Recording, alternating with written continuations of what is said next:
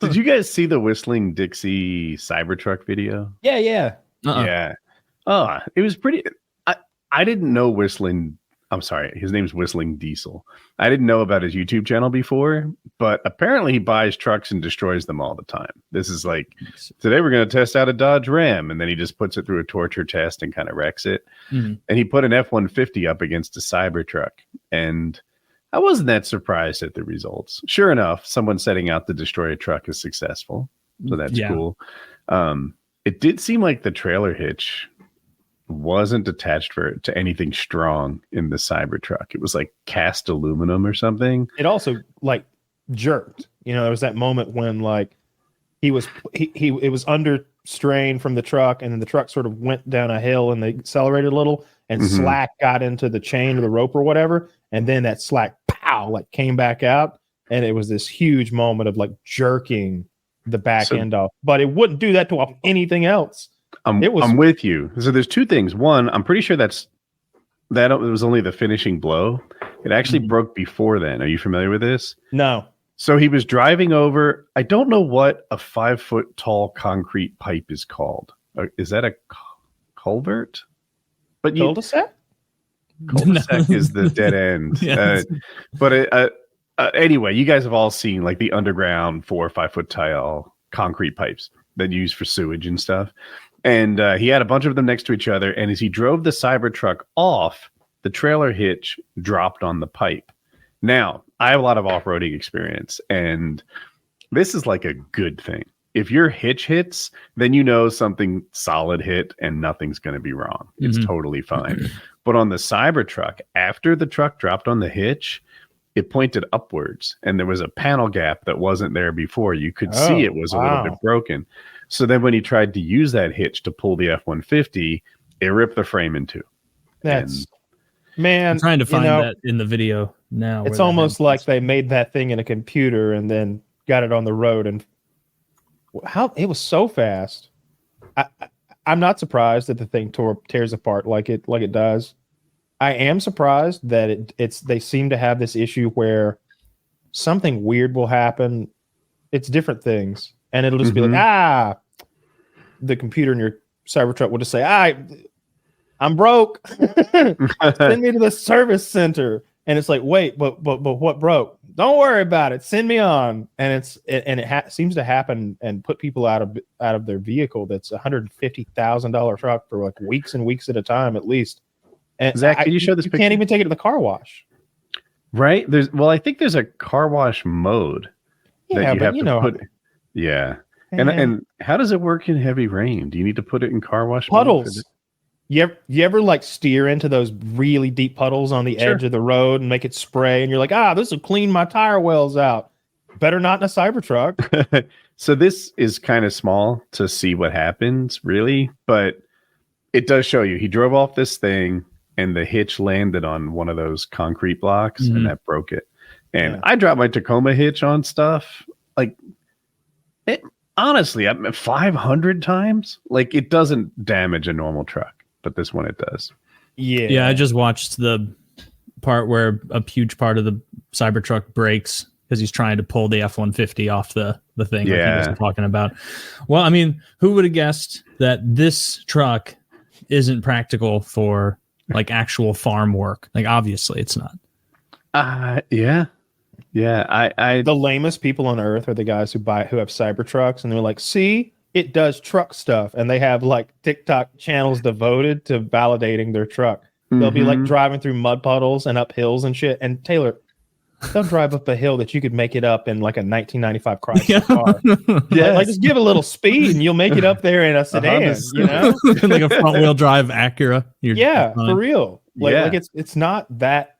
It's like you didn't do anything. It's not a truck. That is an oddity on wheels. That is a 6-figure bad decision. That's what that is. You can get so much of any other vehicle. There is no worse deal in the automotive market than the Cybertruck. It is aesthetically so ugly. I will never back off of that. I think the Maserati doesn't even look Quattro cool. or whatever loses like 80% of its value after 3 years. You can pick one up for like $27,000. Wild. Yeah. I've thought about getting one before because it's like $115,000 car and they're Really? $30,000 after 3 years. What is it called? Maserati Quattro? I think that's what it is. It's something like that. There must be a reason. I always imagine just the maintenance. Like it's going to have all sorts of gizmos going wrong and like timing out, and it's going to be $500 a week to just keep the thing rolling. But it's a slick car. Dude, every once in a while I daydream of an exotic car, like a Ferrari, whatever, right? But then you learn that. Oh no, this is. Oh, I'm sorry. I see you're correcting your title. So they can be like, oh, look, this Ferrari, that'd be fun. And then you learn it's like $1,200 for an oil change or something wild like that. And I'm like, oh, this is a white elephant.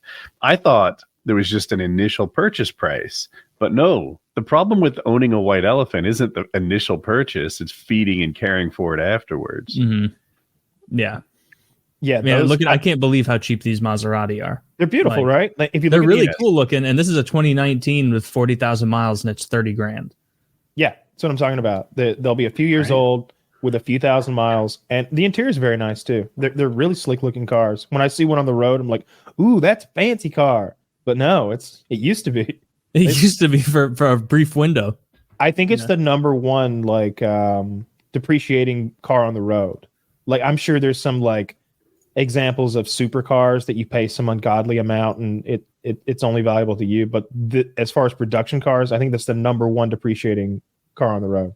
Yeah, it looks good. The internet says $4,000 a year in repairs to keep it on the road. What is it? Wait a minute. I don't drive very much. I'm like, maybe it wouldn't be for me. I don't know. That's its own car. Yeah, you could get like an 04 Civic every year to get a new 2005 for you every year, or maintenance costs on a Maserati. On the Cybertruck, I'd respect Cybertruck owners if they, said it is what it is, right? Look, I get that this thing isn't great at towing because the battery wears out so quickly. And I get that it's not great at off-roading, but I think it's cool. I like this. It is my version of a Plymouth Prowler. You don't have to like it, but I think it's neat. If that's what they said, cool. But it seems like they're generally thinking they've got the coolest truck on the road when that's an El Camino. Yeah. What's cool about it? It's a novelty truck. The only thing that truck can do, it I guess I'm sure it accelerates very quickly because it's electric. But there's a Ford Lightning. Zach, which one's faster? Is the Ford Lightning faster than the what is is that a truck? Ford Lightning? Yeah, it's an the electric F-150. Ford. Yeah, it's their sporty electric truck that Ford made. Wait, it is electric, right? It is now. They make a hybrid F-150, and actually, it was on the list of like most repaired cars, but it was still really interesting to me because it has an alternator on there that can power like an RV and such, so you don't have to have a generator with that. And I was like, that sounds dope. It is a generator. Yeah. So, but no, I like that. I really like the idea of I think hybrids are going to be more and more commonplace going forward, even if it's just a little bit of electric. That would be great to have in an emergency, just a little bit of electric, just 50 miles of electric, or some electric that kicks in for those stop and go moments. One of the things, and they've been doing this for maybe 15 or 20 years now, the cars that every time you stop and go, they turn off and turn on. I'm like, that's got to be hell on the starter motor and and tons of other stuff to just start the car over and over. That can't be good for. That can be good. For I used to think that, but at this point, I'm like, everyone says that, and no one has starter problems. Maybe Ford and Dodge and whoever beefed up their starter, and it's not a seldom used thing anymore. I guess so, but it just seems like tens of thousands of startups when normally you'd have a few hundred. Yeah, both of my cars do that too. Zach said his cars do that. Yeah. What was I going to say? So my Wife used to have a Toyota before it was struck by lightning, and it was kind of cool because you could press the brake pedal extra hard and it would turn the motor off, which gave the driver a little bit of choice into whether or not the motor turned off at a red light. The deal is about 7 seconds is the break even. If you're going to stop the engine for less than 7 seconds, you were better off not stopping and starting it. Like, you use more fuel to get it fired up again. And you as a human has a lot more information than the car does. You can see like, oh, this light's about to turn green. This, or I'm going to be here for a minute. Just turn off and save fuel. But my truck doesn't do that. It decides poorly. Yeah. I see more of the Cybertrucks on the road now. By more, not like I don't understand more than zero, but it's not like I have to imagine the people like driving on the same reason someone would like driving a Maserati. Like all the competitors are better. A lot of it's eye catching. Look, for the same price, you can get the electric Hummer. That thing's like $100,000 to $125,000 or something like that, and it's an electric Hummer. That's fucking cool. Way cooler than the Cybertruck. You can definitely get the F-150 Lightning. That I don't know if it's faster, but it's fast as fuck, and it's a Ford. So I just trust that more. What about an H1? Remember the Hummer one? Like Arnold's Hummer, like the big gigantic red one. Those are still pretty cool. I like with the exposed bolt heads and stuff on the outside. Yeah, those are sick. Those are so much cooler than the Cybertruck. Bring those back. Bring the H1s back. Those are so cool. 8 miles a gallon. Who cares? They're sweet. It's 8 gallons a mile. Yeah, I actually think the Bronco looks dope. A friend of mine has a Rivian and he loves it so much. Is that the bottom left one? Yes. I don't like the front of that one. Which way? So much. So I kind of don't like the front also. I hear you. However, the grill that you see on most cars, that's for cooling. So if there's no engine there that needs to be cooled, why not just have something more aerodynamic? Like, I get it. I think because we're pretending. You know what? The Hyundai has a sports car that it's electric and it plays audio of engine revs, not only in the car but outside the car for everybody else to hear. It goes, and it's tuned like it's electric, so we can just accelerate in this straight like band. But instead, it's like going. Can you turn it off? Do you know? I'm sure there's modes for all that shit. Yeah. But there's speakers outside of it going just bothering people. This is the F-150, right? Most popular car in America. Their V6 doesn't sound like a V8. So the speakers play V8 sounds when you rev it up. Hilarious. If you open the door, I think it turns it off. And I've seen YouTubers like demonstrate the difference with and without. That's so stupid. That's so embarrassing. Like if you've got a V6 or a V8, or just own it. Just own it. The Camaro was doing a V6 lease for like $300 a month with no money down a couple years ago, and it was like nobody wants to drive a V6. Like what kind of Fast and Furious like life are you living, bro? I couldn't agree more. Like, you guys are both more car guys than me, but the idea of like two cars that look identical, one being cool because it's V8 and one being gay because it's V6, it's like, first of all, you think any of the girls you're trying to impress with that care? Yeah, like, or no, not really. I think I'm trying to impress girls. Trust me, at the high school, a little silly here. when I pick them up from high school and they hear that V8, you've got speakers on the outside playing.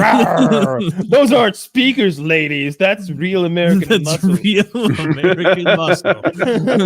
Hey, everybody, pop those IDs out for me. I took the restrictor plate off, but that's not exactly street legal, so let's keep it on the down low.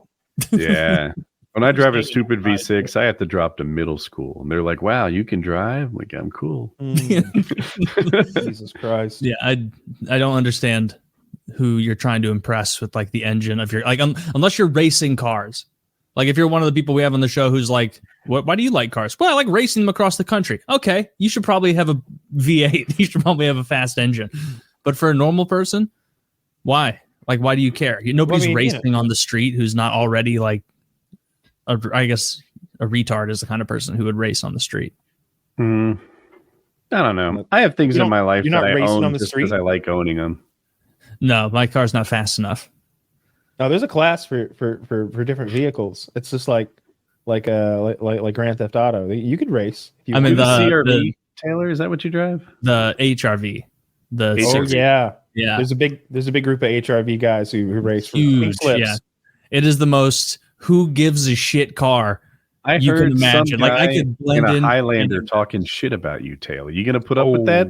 Toyota Highlanders just thinking they're Is that a they're Galant? the shit. No, the Toyota Like a Highlander is a better car than mine. Oh. It's a better car. A My car- RAV4. There's a RAV4 out there with your name on it. I mean, I think RAV4s are pretty good. Not Ford bad car. Focus out there. Okay, I'm better than a Ford Focus Yeah, you got to because show I have them what's all-wheel what. drive, so I don't slip on that. Man, it was when I had that 300, that rear-wheel drive 300 with a V8 Hemi. Did it smoke? That's why I'm so against those, because that was the dumbest thing to buy ever. It was so loud, and so any amount of slip It's such a silly looking car. it's absurd. Zach, The please inside was show us the super nice. Chrysler 300. It's the big body one, not the. What year not- was yours, Taylor? 8 or 9? No, It's 7 the or one 8. that's trying to look like a Bentley or whatever. It was. I don't year? remember. Yeah, I think it was 07 or 08. Oh, okay. Thank you. Yeah. I somehow couldn't forget. Year 7. What is he Yes. talking about? Is it a Chariot? Yeah, dude. The thing that was great about it is the inside cab is literally a living room. It's a Wait, living room. It's was the your last car? thing. It's the Dude, last that thing you need. I like it. Dude, I that had is- it, and it was all black. Dude, that's All right, dope. well, hang on a minute. That's a fucking Bentley. Oh, Yeah, that dude, looks way nicer than what I was That's driving wait, around. all right, hang on a minute. notice Hang on a the minute. So the difference. thing is, the Chrysler 300 is trying to look like the Bentley. Oh, they changed the nose on a. Okay. Oh, maybe this is So- a new one. So Chrysler made the 300 to rip off the Bentley, but Mhm. if you've see them next to each other, there's a comedian that has a joke about if you see them next to each other, then you realize which one's the Chrysler 300. But I Mhm. can't tell with these because they look like they put some shit on them. Yeah, that was the most absurd, impractical car on every level that I've ever owned. Was it a But- V8? It was a V8 Hemi.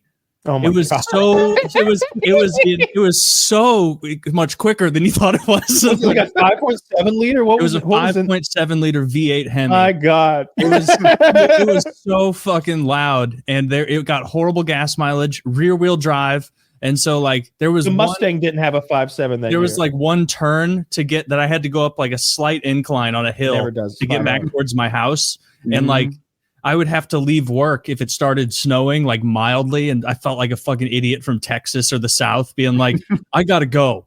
And they're like, what are you talking about? It's barely flurrying. And I'm like, I know, but if 2 micrometers of this stays, then I'm gonna burn out and I'm gonna run right into the fucking Steak and Shake, the catty corner to the turn. Like I almost didn't make it up a 10-degree hill on multiple occasions. It's a lot for them to this Okay. fast with a new car and everything. Like, remember a couple years ago when we'd have the car expert guy on? He's like, "It's never happening. It'll never happen at great Mhm. numbers. They might make 5 of them. They might make 100.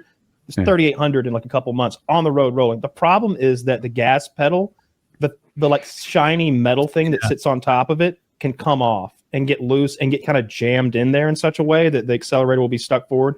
You'd have to juggle it. I saw someone try to do it with their hands, and they struggled to make it happen. Did you see the fix? Yeah, they Yeah, shoot it. It's a screwed. rivet. They put one rivet in it, which I take from two. I view It's a that from pop rivet both gun. sides. It's a fix. Yeah. It is a very simple, very probably effective, and very Glue. low cost You fix. could glue it. Mhm. But a lot of the people feel like They deserve better. it's not sophisticated. Like they'd rather have maybe a whole new pedal that didn't have. They'd that rather problem. have a solid aluminum piece of metal that sits there, not a piece of plastic with a thin, like I don't even know what that material is anymore. It's some sort Okay. of fiber metal nonsense. It's 3D bullshit. printed. Probably. Yeah, so they just Um, put a rivet in kind of a junky. Oh wait, yeah. this So is there's exactly a rivet. it. That's what it looks like. Yeah. And you could look at that and say, "Oh, cheap fix. This wasn't a big deal." You could look at that and be like, "This is $100,000 truck. Why do I have a stupid fucking rivet?" I on the would middle?" look at it the second way. Yeah. Okay. Look Be at like, used ones on. All right, if you look at what $125,000 Dodge looks like versus that Tesla truck, it's Mhm.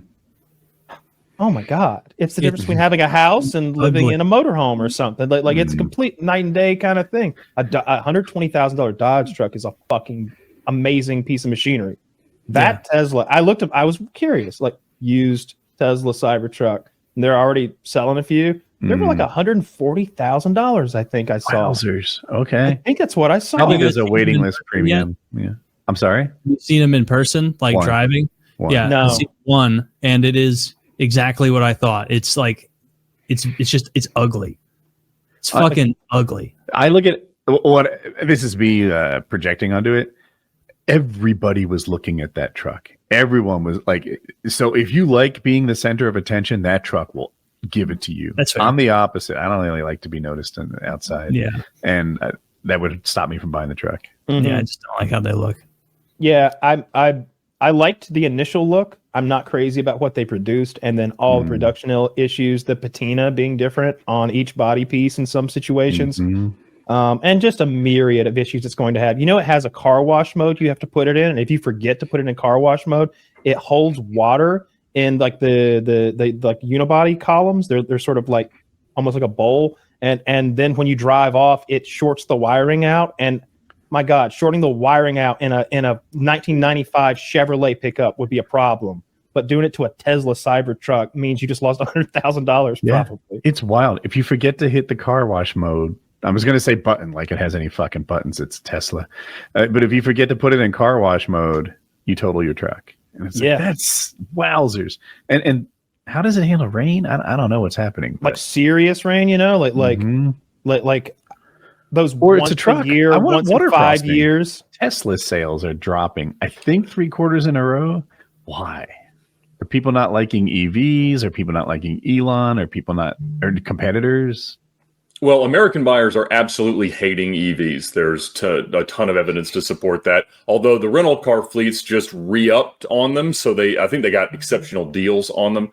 But Tesla keeps slashing prices to qualify for different incentives, and that's causing just unfathomable depreciation, like 4 to 5% a month at times, which, you know, in the aggregate, cars depreciate about 1% a month. And so it is a huge problem.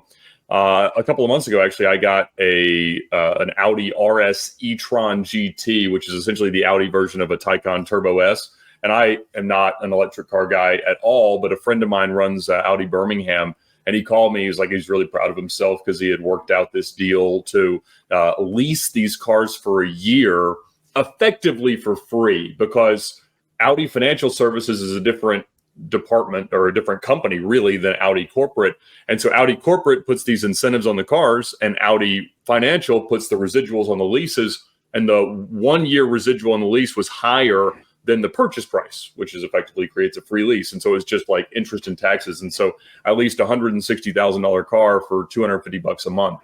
And, you know, the problem is that is probably they had about 150 of these in nationwide inventory when it began, and they sold them all, which is probably going to be, you know, a $6 to $7 million mistake that Audi Financial will have made when they own these cars a year from now.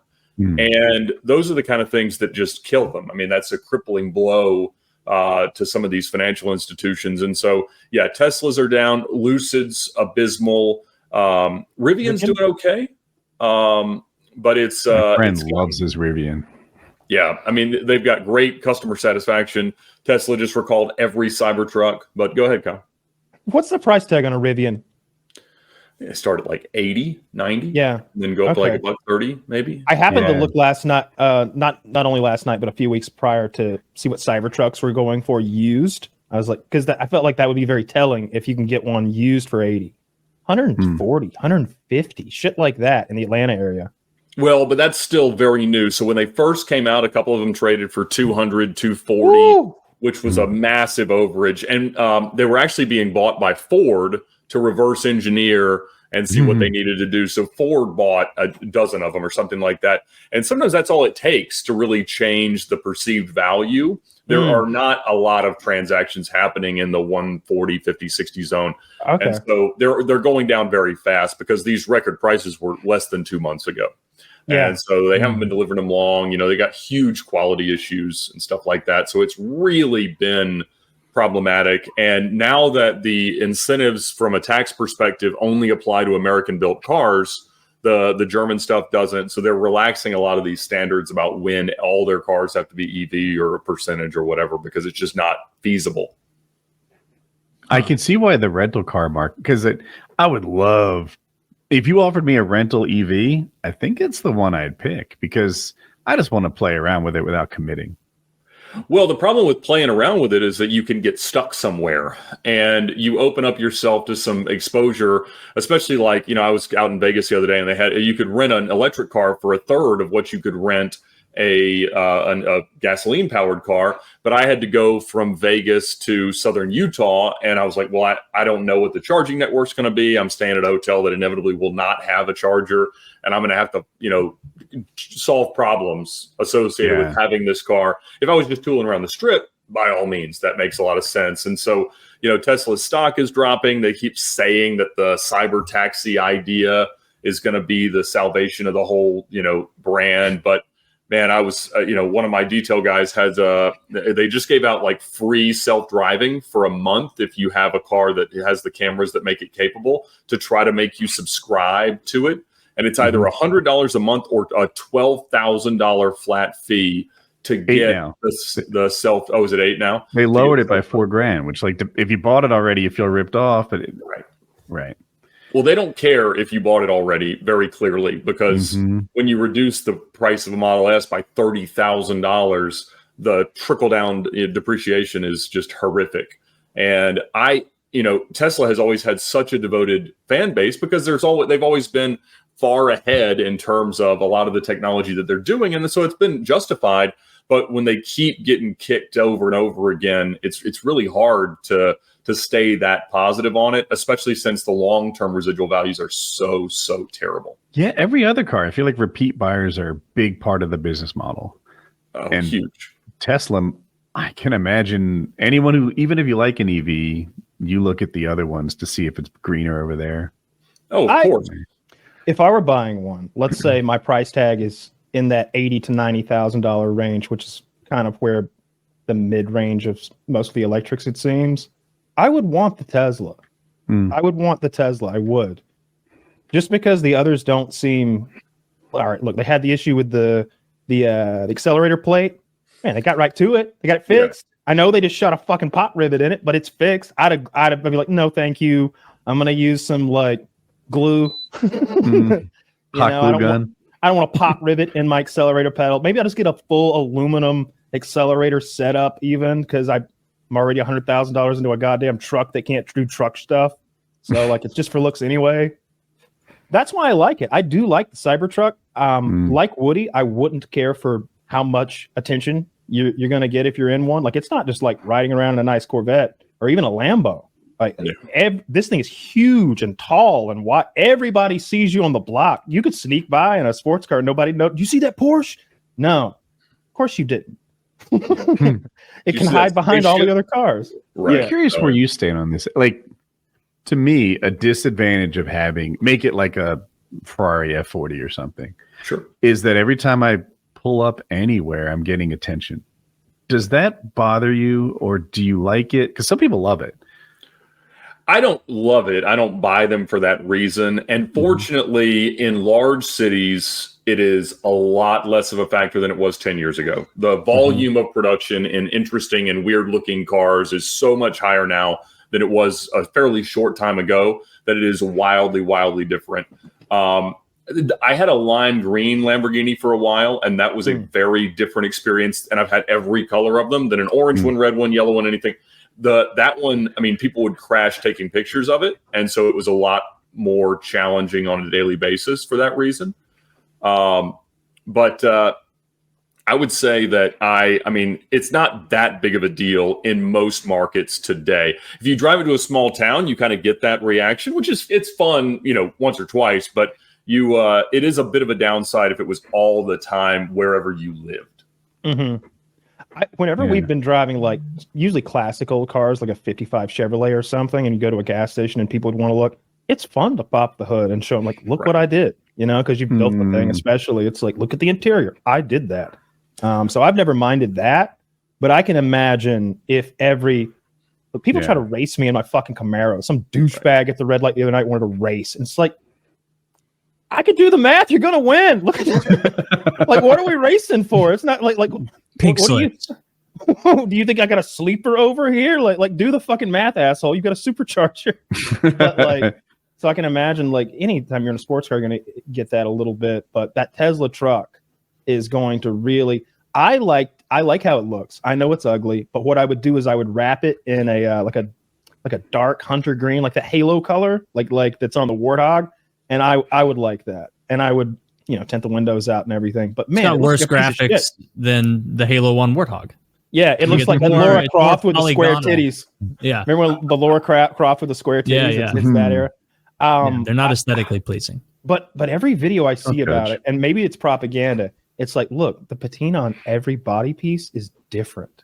Like, this, I mean, only one of those would be kind of fun too. The patina on every body piece is different.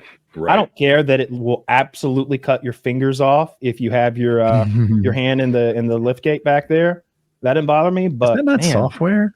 Maybe there's, I don't know. It is, yeah. Because I saw a comparison where they took 5 other things with hatches similar-ish, Volvos, maybe a Acura, this and that, and they had a carrot and maybe a cucumber. And yeah, it's like everybody else. Why both? Well, because if you they have them next to each other, and the cucumber is more sturdy than a carrot, so the carrot goes first, and if it pops that, then it goes to the cucumber. If it's popping the carrot and the cucumber before the software says stop, then that means you're going to lose something. Like I don't know, maybe a big heavy man finger could take it, but a lady is losing her fingers.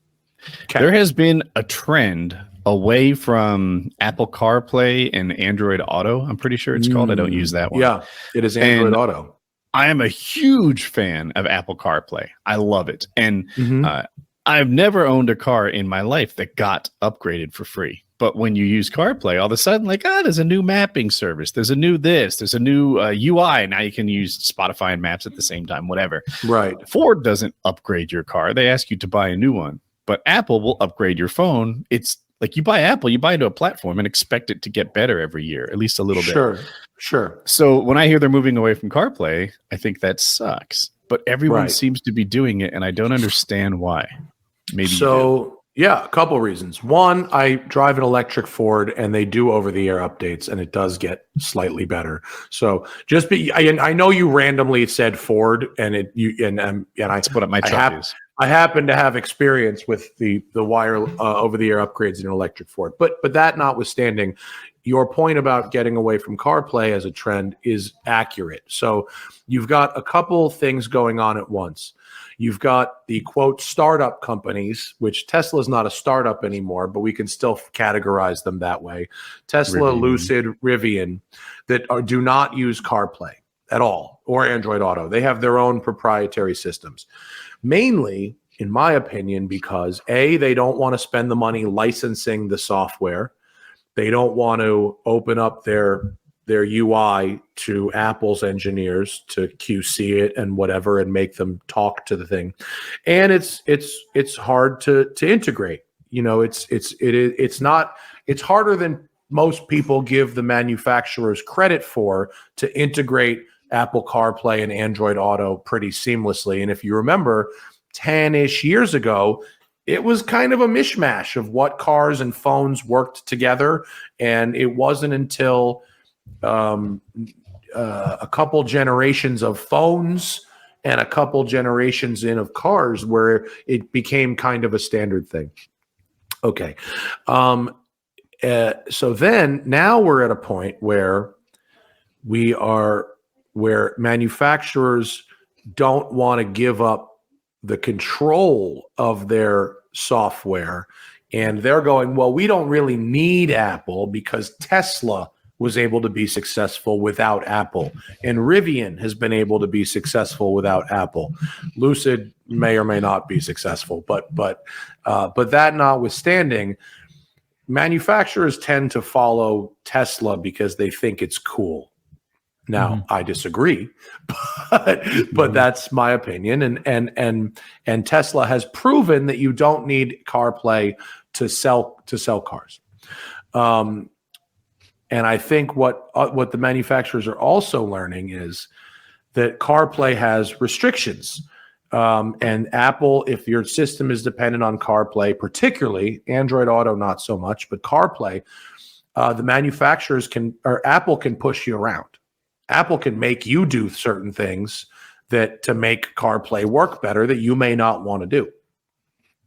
And certain companies want to offer in-car purchases, like the ability to upgrade your fucking whatever, the ability to offer subscription-based features, the ability to offer shit that isn't good for you, the consumer, right? And CarPlay is a hindrance to that. You have other companies, for instance, Volvo and Polestar are totally integrated with Google's car software. So CarPlay will work on a Volvo, but not wireless CarPlay because they haven't got the licensing for that. And I don't know if they're going to end up paying for that. So I am very pro CarPlay. I think CarPlay is an amazing way to pretty seamlessly and quickly integrate the things you need from your phone into a car. I use it in all my cars. And when I've driven Teslas and Rivians and Lucid and I don't have CarPlay, I get kind of annoyed because I don't think what they're offering is better, with the exception of I do like Tesla's nav map when there is when I'm in a city or somewhere with good coverage. Tesla, Rivian, and Lucid don't have satellite connections, which I really don't like because I use my phone for GPS through CarPlay or whatever when I have service. But I'm using an onboard nav when I'm out in the middle of nowhere with no cell service. And if I have no cell service, a lot of these native systems don't work. Those cars also don't have satellite radio, which I happen to like satellite radio. I know not everybody does, but I happen to. And but to go back to your point, I think the automakers are trying to exert more control and the opportunity to sell you shit through their cars. It's the video game industry all over again. It's microtransactions in your fucking car. You paid full price, but you're not done yet because you want the upgraded battery life? Do you want that extra? One thing that drives me batshit, and it started with Tesla. It started with Tesla, and now it's trickled on. It drives me nuts. Tesla will sell you a car that has 3 different levels of range, battery pack, or power, and the hardware is the same. It's the software can unlock it. So it's got all the shit that's already in the car, but you have to pay money to unlock the next level of performance. That's so like shitty. Kyle said, it's a microtransaction, but it's $10,000. That is fucking absurd. So every Tesla has the same capacity. You just have to pay a subscription to unlock it to not be faster. every Tesla, but a bunch do. Yeah, but not every single one, but a bunch of them do. Yeah. Like KTM does that on their motorcycles. I have one. Yeah. And there's a couple things. The ability to shift without using your clutch. It's called quick shift. They have a quick shift built in, but you have to pay to unlock it. A quick shifter. Yes. Cruise control. And then there's another thing That's having to do with traction control, which is a real big deal if you ride off-road. You want the better traction control. And when I bought my bike, which is like 2 years ago, you had to pay to unlock it. And people hated that, but for some reason they hate the new thing worse, which is they give it to you for free for something like 1,000 miles. Oh, a trial, and then they take a free trial, and then they take it away. Like they get you addicted to it. And people hate that far more than just not having it in the first place. Now, I used to work with ERP software, enterprise resource planning software. It's for manufacturing. So I know like a little bit about how manufacturing works because I did the software that supported it. And I can see why not having so many different configurations saves them money. Like it is cheaper to have one fucking cluster of switches that goes on every bike than it is to have 9 different clusters of switches with every combination of what you might add to it. But now you got a switch on there that doesn't do anything because you didn't pay for the software upgrade. And people not even a blank, a proper switch that is just dead, right? Yes, yeah. And people that's crazy. But I understand that like if you wanted a blank, you'd have to pay more. because it's more expensive to give you all these configurations. Right. That's like with with cars, it's cheaper to put like say power windows in all of them and just build one type of door panel that has power windows rather than a crank window or something. I didn't know that, but I can see it. Yeah. Yeah. So these group of hackers just jailbroke a Tesla. Did you read this one? They just figured out, this group of hackers figured out how to permanently unlock the top performance feature in the Teslas, and they found however you do it, and it's a hack, and you can permanently fucking unhook. Tesla can't undo it. Is your insurance going to work now that you've got this Tesla that like, let's say you kill someone in that Tesla, vehicular manslaughter, or maybe it's not even your fault, maybe it's their fault. But you, I assure you, if you kill someone in a Tesla, Tesla will not take responsibility for anything you've done. What I'm saying is, like, worst case scenario, if something happens with you're like trying car, to blame them, and you're like, yeah, but you were foot on the gas going 120. Yeah, it's like, yeah, but no, still, it was driving itself. The Tesla should have detected that child. Right. There was They were, and other things that have happened, and I'm not sure if it's policy or random failure, is that when people pay extra for these unlocked features and they then go and sell the car to someone else, the next buyer, the second owner, finds those features locked again. And Tesla's going, you need to pay us for them now. Dude, and that now sucks. I knew that was true, but that feels that bothers me more than any of the other things that we've talked about. Like Tesla autopilot, I think it's $10,000. Does that sound right? 8 or 10. I think, well, autopilot, so the quote autopilot is included with the cars. The full self-drive, which is not full self-drive at all, even close to it, by the way, disclaimer, this is fucking not a self-driving car, is $15,000, or I think you can do a monthly subscription. So you pay like $200-$300 a month for something called full self-driving. That is not. But they promise you they will upgrade it to full self-driving in 2 years. Which they can't. Every year. Every year. You're 2 years away, and it's been that way for like 11 years now. The hardware. Yeah, the hardware. It's not just software. Which they is what can't do it. Initially, I bet he may have even been told by one of his devs or whoever, engineers, yeah, it'll be a software thing. It's amazing. But now we're so many years ahead and just body panels and shit that it's not software anymore. It's going to be hardware. Do we need LiDAR? Do we need some sort of do we going to put sonar on the motherfucker? Dude, they've removed constantly trying new tech. So you pay, you pay they used to have radar sensors, and now they only have cameras. And when you resell it, you don't have it anymore. It's bullshit. Right. Yeah. And I don't know. Very shitty of Tesla, but I wanted to move to a different Tesla thing, which is, I think last time you were on, or maybe it was a few times ago, we were all talking about the Cybertruck. I think I also said there's no way that's going to be a real thing. Are all these videos coming out now still just the same marketing silliness? Like no one's on the road with them, or is it out there now? So okay. So I will eat my share of crow with an asterisk. Okay, so I and you, Taylor, we both thought that they would never build this thing. Yeah. Okay. So it seems like they are building something called Cybertruck. Okay, and it looks pretty much like the concept. Okay. Okay, fine. I said it wasn't possible 5 fucking years ago when they said this thing would be ready in a year. Okay, And sure, now they are, it seems like, on their way. They have running driving prototypes. The photo of the I think I know something you don't. They failed their safety inspection, and they're moving from a unibody to a frame.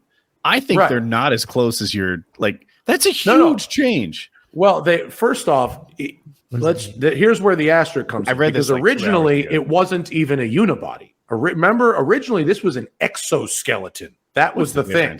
Okay. Well, an exoskeleton, the body, the exterior panels are structural.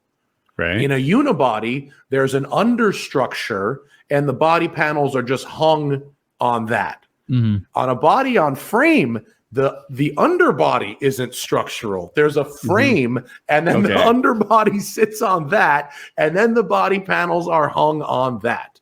So I didn't see this story where they failed the unibody test. If that's true and Zach has it, I'd love to see it. I didn't see it today. But if they really did abandon the unit, so my asterisk was going to be that they promised exoskeleton bulletproof, and neither of those fucking things have happened. Those were both complete horseshit. And they said aquatic, right? Yeah. And then Elon fucking smoked some meth and said this thing was going to be a boat. Okay, so whatever the fuck he's doing over there, give me some of those drugs. I mean, it floats. I could believe that it might float. Like maybe it floats for a short period of time. Short period. You would it buy floats a boat. right up until if you crash in the water, it would be nice to know that because if you can afford a Cybertruck, you can afford a boat, probably, right? They're probably like 6 figures, right? They're going to be like $100,000, yeah. But all right, well, so are they? So because initially they were actually really cheap. And then they showed this crash test video that was heavily edited together and didn't show the crash. Didn't show the important part. They showed the thing flying at the wall, and then it cuts before the crash.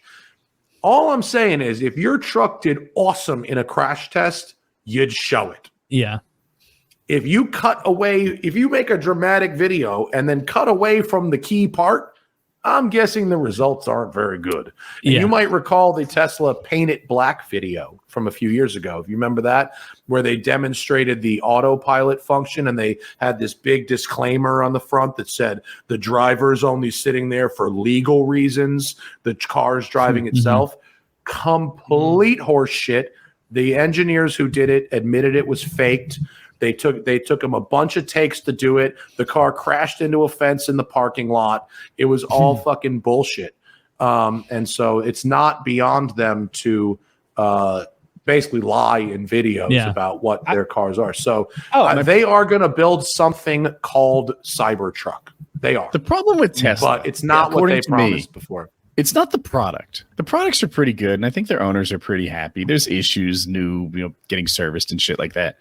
The problem is the lies. The problem is the full self-driving promises, the Cybertruck delivery date promises. Everything Elon says is just fucking full of shit, and you can't trust him at all. If Ford did that, if GM did that, they'd get roasted to high heaven. But Tesla, those companies did, by the way, but a long time ago. We can talk about that if you want. Ford and their Pinto thing, GM and their, remember the book Unsafe at Any Speed, Ralph Nader, very famous book. That's basically a great book and holds fucking up. It's really worth reading. And it's about how GM, Ford, and Chrysler colluded in the 50s and 60s to skirt emissions and crash standards and basically wanted to continue making very profitable and unsafe cars. I mean, those companies, if you look far back, Henry Ford was almost a fucking Nazi. If you look far back enough, those companies don't have clean hands. But today, okay, a little better. But what they don't have is that cult of personality worship. Most people don't know who the CEO of Ford or GM or is, and they don't really give a shit. And most regular people aren't out there comparing those CEOs to fucking Tony Stark, know. And so you have the cult of personality, which is reinforced, by the way, with stock price investments. So you are financially incentivized to listen and repeat the bullshit, because if you're financially invested, it floats your stock, and you don't want to be proven to be an idiot or wrong or believing this garbage that this dude has been saying for fucking 8 years. When the Tesla Model S came out, I was like, this is great. This is an awesome car. It's good. Looks like an Aston Martin, goes really fast, like pretty revolutionary product. Like, I wasn't anti-Tesla until they really went off the deep end, because they didn't have a second album. They had a smash hit first album, and they didn't have a second album. The Model 3 and Model Y and Model X are just variations of the same theme, really. There's nothing in a Model 3 or Model X or Model Y that's not already in a Model S. They're the same car, just different packages. So they didn't have a second album. So they floated this full self-driving thing, like, we're a software company and we're not a car company, and we need to be valued like a software company. And that's why their evaluation, or their company valuation, is like, it's like WeWork or some shit, where we're going to be the everything company. Like, eat a dick, man. You know, you build cars. Like, just build cars good. Like, it's just. Anytime he gets in trouble, bullshit. he's just like, or like anytime they start calling him on one thing, he's like, "Oh, more. Here's a clip of what we just did for the Boring Company," and it's like, still not invent good. a robot that blows you. Like, come on. I'm the resident Elon dick rider. Okay. And the way I look at it is he's like equal parts like Barnum and Bailey and I don't know, Edison. There's a little bit of invention and businessman and injecting money into the right people to get innovation to happen. He does that. He's done that. But there's a lot of that. He's closer to Edison than Tesla. Don't look much closer to Edison than Tesla. How is the car business? The car business is great. It's been a good year on all the media fronts. And certainly this year has been the pressure to deploy to all the different platforms more than just the YouTube focus, which has been our traditional effort. But it's been great. Lots of fun projects, lots of fun road trips, and lived to tell about it. And most of the cars did too. Have you seen the Cybertruck in person? Not in person, no. I was actually talking to Airrack, who is a big, lifestyle YouTuber. He was texting me to see if I could find him one on short notice because he started his YouTube channel by building a fake Cybertruck using silver spray painted cardboard and it looks 10 good. million subscribers. What? Yeah, it looks incredible. What's his name? So I was at our local Apple store getting a computer fixed, and he pulls up right next to me long before anybody knows who this guy is. And I just post a picture of the car on Instagram, and he had literally rented a single cab F-150 and duct tape and spray painted like plywood and cardboard on the side of it, and went in like he was trying to trade in a Cybertruck on another Tesla model. And so this was going to be his first big video trying to emulate kind of this Mr. Beast hype, whatever. Mm-hmm. And I didn't mean to like ruin it for him, but it got a lot more play from my post than his at that time. Now he's huge, it's all worked out. But he said he wanted to kind of like have the bookend of the Cybertruck experience. But I haven't seen one in person, but it is, such a meme of a thing just in itself. It's, who knows where it's going to go. Yeah, not me. I was on board for a long time, longer than most. Mm-hmm. I liked, because I saw it as a novelty. I saw it the same way I look as a two-door like sports car. It's like, don't look at it as a truck because it doesn't win that competition in any regard other than like maybe a 0 to 60, right? I think it's a cool thing to look at and sit in and drive around. But now that I've kind of seen them from like the ugly angles we were saying earlier, it's like, ooh, that looks like shit. And the more I hear, I don't like the idea of body panels not lining up. Like when we would restore a car, that's when we'll spend all day hanging this door if we need to. But bitch is going to be straight. Like if it takes or a hood or something like that, like you can't have these body panels not lining up right. Like you can't. And the idea that you pay $100,000 and get less range, less power, less everything than you were promised, and paying $40,000 more for it, and it's like, fuck this, dude. Why don't I get I was saying earlier, a used like Ford Lightning or whatever. Like, why would I? Or a new Ford Lightning? They're discounting them like crazy, and that's been a new problem really in the last few months. Is that the depreciation of barely used high end electric cars is utter insanity. Like a Lucid is depreciating 4% a month right now. And so you think about that, like 55% residual values in a year. And we're used to cars depreciating a lot when you drive them off the lot, but not like that. And it's because they're so heavily supplemented by all these tax incentives and these other incentives to buy other than it's exactly the car that I want. And especially at a time where there were new inventory shortages for the last 24 months, people were buying the higher trim packages, they were paying more, and all of that value is just evaporating really, really fast. And Tesla's the worst, but that's primarily because they've cut prices so aggressively to fit into these different price levels to qualify for different incentives and things like that, and to squeeze everybody else out because they're recognizing that since most of what they care about is their stock price, they don't really worry about profitability. So what they want to make sure is that they limit competition. And so all the other manufacturers are like, we have too many of these things. Nobody's buying them. Audi e-trons have like $50,000 in manufacturer lease incentives right now. And when you think about that, it eats up like most of the lease, the same way we had with like Nissan Leafs and BMW i3s back in 08, 09, when everybody was getting them for $30 a month or for free. But if think about that. If you can lease a new car for nothing or $100 a month, what's a used one worth? Yeah, nothing. I saw a YouTuber. I think he owned his own car lot. It was one of those, and he was talking about the Ford Lightnings in particular and the amount of value they were losing. And he had so many there. I keep mentioning 3,000 miles to 300 miles, like those cars. And it's like, what the fuck? These people bid off these $1,400 a month car payments, ate it for 3 months. Turns out this thing isn't what I like, and I can't even afford it anyway. And now the lot's full of them. And I can't remember what they were looking to do. They were trying to find a way to just turn the financing over to someone, just turn it over to someone else. I think is what everyone was trying to do, and nobody wanted them. Well, nobody wants them. You're so upside down.